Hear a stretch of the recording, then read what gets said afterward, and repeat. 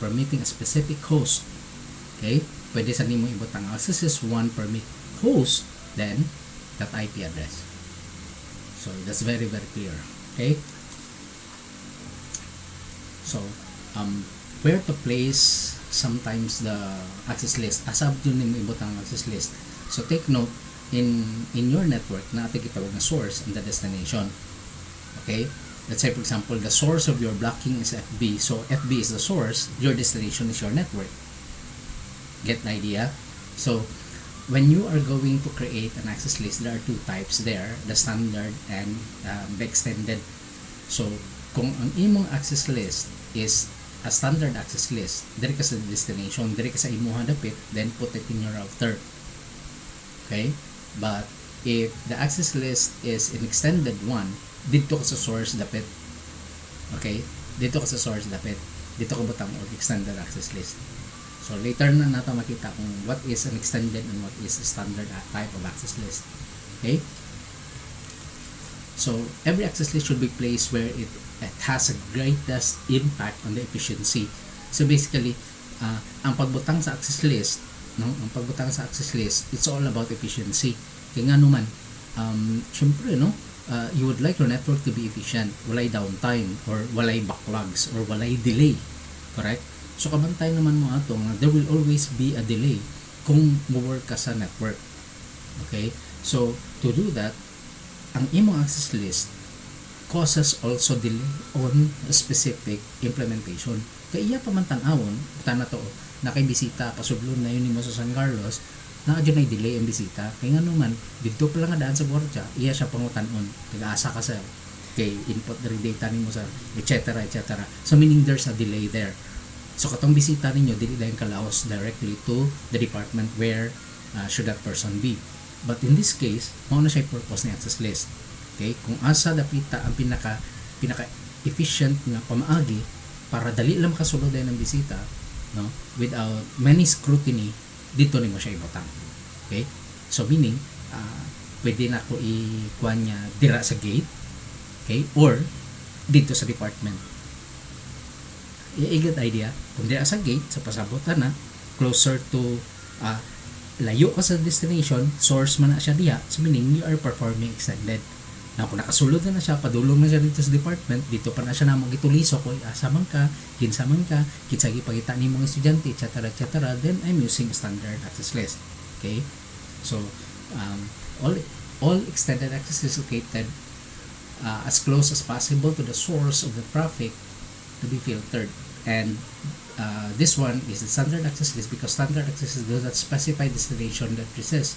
So, place them as close to the destination as possible. Okay, so placement of access list and therefore the type of access list used may depend on the extent of a network administrator's control, the bandwidth of the network involved, and the ease of configuration.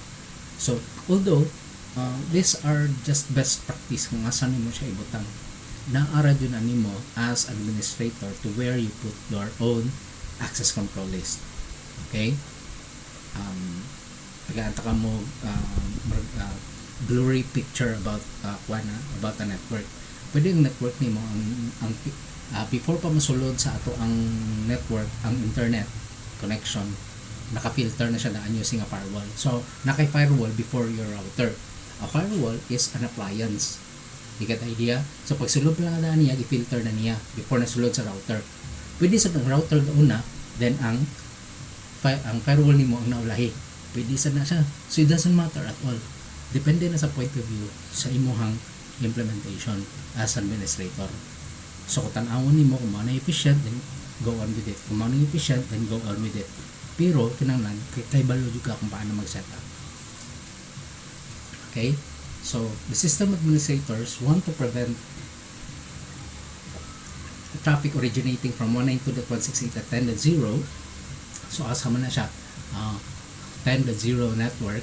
So administrator ko wants to prevent a traffic originating in the 192.168.10.0/24 network from reaching to 30. So i-block na siya padulong sa 30, right? So kung ga-work ka sa standard access list nimo, asa nimo ibutang ang imong filter. So kung diri ka butang sa imong filter, no? Gibutang nimong filter na kani siya di makasulod nga ray, kung diri nimo imbutang maapektuhan pati si 31, correct? So this is not a good implementation here. You should put it here because kaniman siya ang imong i-block padulong man nga ray. Alang na madri nimo blockon, block na ni siya sa duha. You get the idea? So this is the thing that you are going to place here sa imong filter para inbound pasulod dire sa imuha. So pasabotan na dili nakasulod si 10 on only 10 cannot pass through this router here and go directly to the 30 network, pero makasulod yapon sa 31. That's the idea of standard access list. Now there are different types or two types of access list. Okay, you are going to create a standard access list, meaning i-check niya ang usalan jud kabagay, ang source IP address lang. So kung nag-create ka kuno, there are two types of access list depending on the information of access list to be checked, either standard or extended. So kung gagamit ka og standard access list, ang iyang i-check, no? Ang iyang i-check is the source IP address. Let's say for example, tanaw niya, oy, mao ning IP address, o pwede ka kasulod bay. Mao ning IP address, o deny ka. So, you get the idea. Okay? But if you are going to use the extended, kani siya grabe ka kote. No? But tungod sa kakote niya, the more efficient it becomes. Okay, later makita na ninyo. So, unsa may kung dire source IP address, dire unsa may iyang gi-check. I-check niya ang source IP, the source protocol, ang port to where it came from, okay, the destination, kag kinsa man ni ihatod bay ang kaning sudan bay, no, asa ni gikan,